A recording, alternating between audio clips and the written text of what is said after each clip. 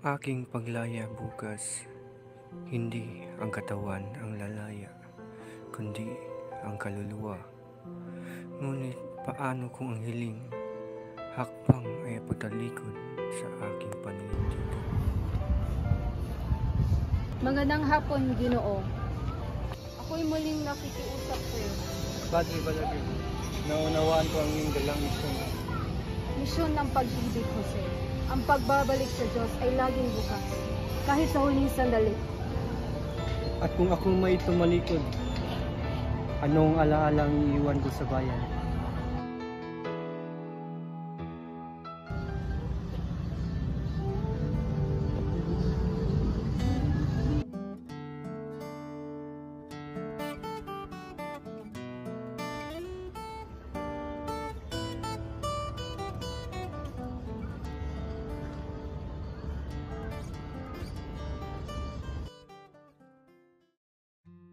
Jose, totoo ba?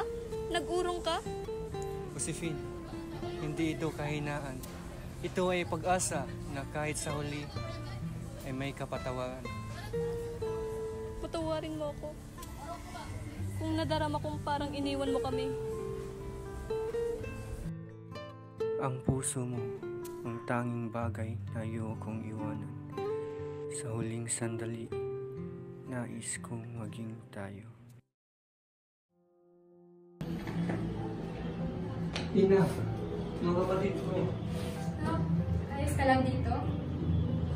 Ang masasabi ko sa inyo, na ikaw pa rin ang musik ko. Kahit anong sasabihin nila, ikaw pa rin talaga ang musik na ako. Ina, huwag kang malungkot. Lahat ng aking ginawa ay para sa bayan at lalo na para sa inyong bayan. Kuya, may paraan pa. Kaya ka pa humingi ng awa. Hindi awa ang aking kailangan.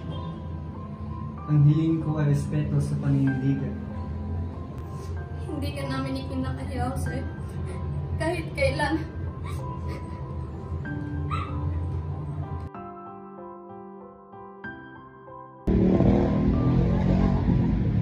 Luis, salamat sa akin. Maraming salamat rin, Jose. Ipinagtanggol kita hindi bilang isang abogado, kundi bilang isang totoong kaibigan. Naramdaman ko yun. Hindi mo ako iwan kahit sa hirap ng buhay. Pero sobrang saklap lang kasi hindi nila pinakinggan ng iyong mga salita. Hindi ba sa kanila ang aking mga sinabi? Ito ay para sa bayan, sa kabataan, at sa lahat ng katulad mo na hindi nawala ng panahon.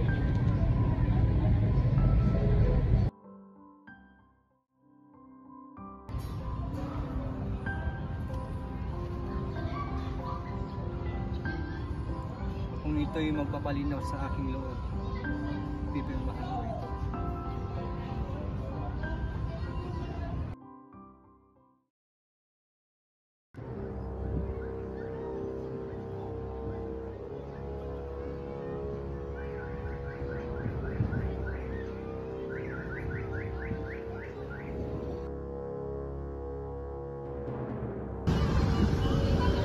Pinanganak akong Pilipino, mamamatay akong Pilipino.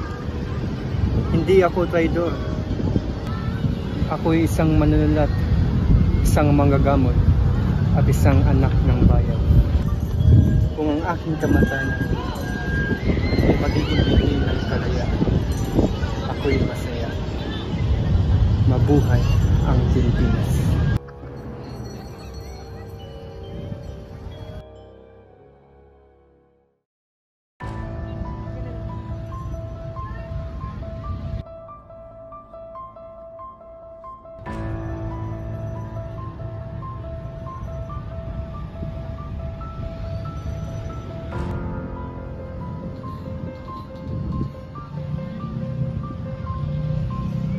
Sandali lang!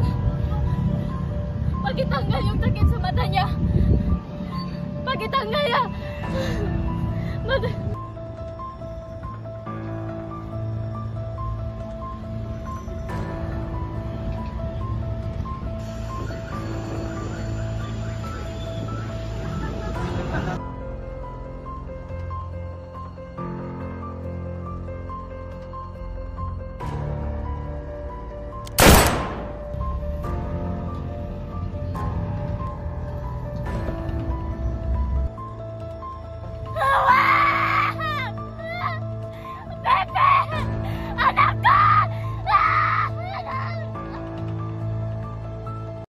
Sa silahis ng araw sa aking paglisan, lalay mo, bayan, ang aking pagbitay.